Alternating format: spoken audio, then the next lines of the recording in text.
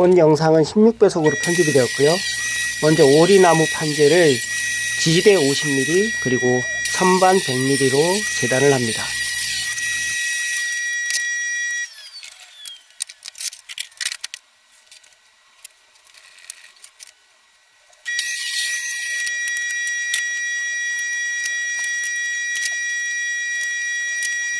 원래 옆면 보강제를 넣으려고 했는데 와이프가 심플하게 만들려고 다시 주문을 해서 빼버렸습니다.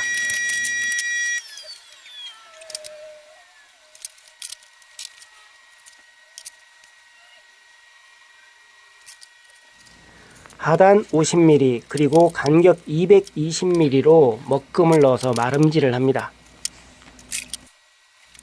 사라 길이를 이용해서 나사못자리를 내줍니다.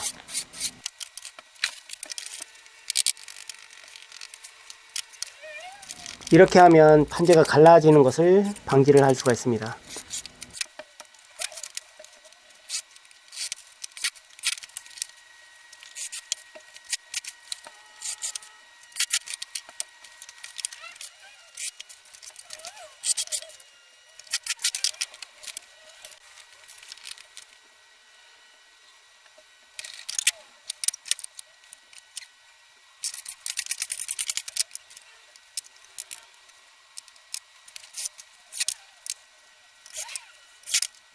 양쪽 끝으로 지지대를 맞추려고 했는데요.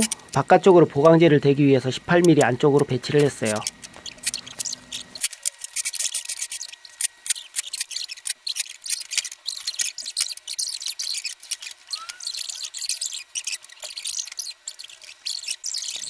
와이프가 와서 코치를 하고 있네요.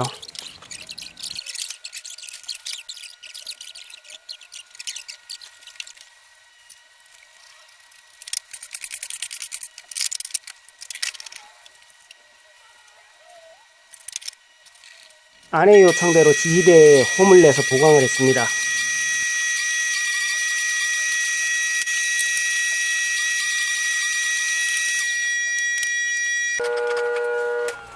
처음 목공을 시작했을 때 이끌 소리와 톱질 소리 그리고 대패 소리에 이끌려서 나무에 빠지게 되었는데요.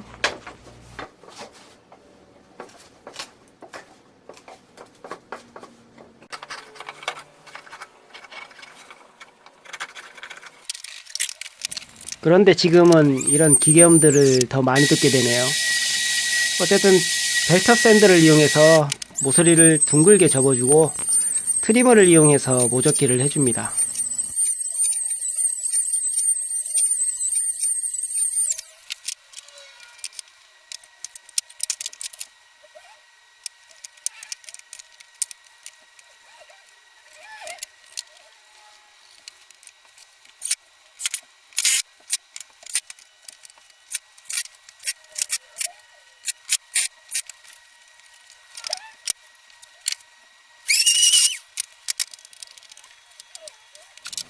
나사못자리 구멍에 목다부를 끼워 넣어서 구멍을 메워줍니다.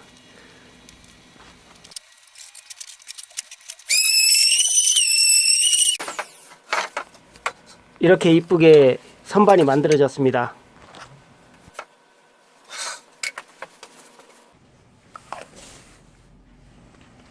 도색은 투명 무광 친환경 수성 바니쉬를 이용해서 나무의 질감을 그대로 나타냅니다.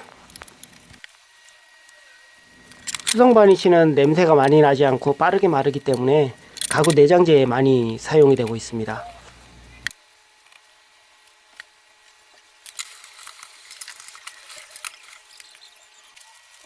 도배를 자주 하는 편이기 때문에 탈부착을 쉽게 하기 위해서 액자 고리를 부착합니다. 이렇게 완성을 했네요. 이쁜 데다가 편리성까지 갖춘 선반에 로고까지 새겨 놓으니까 퀄리티가 훨씬 더 많이 높아지는 느낌이네요.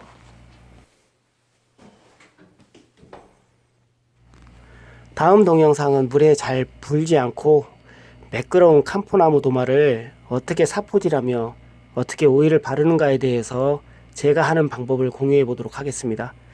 영상 재밌게 보셨다면 구독과 좋아요 누르시고 알람까지 눌러주시면 다음 영상도 빠르게 만나보실 수 있습니다. 끝까지 시청해 주셔서 감사합니다.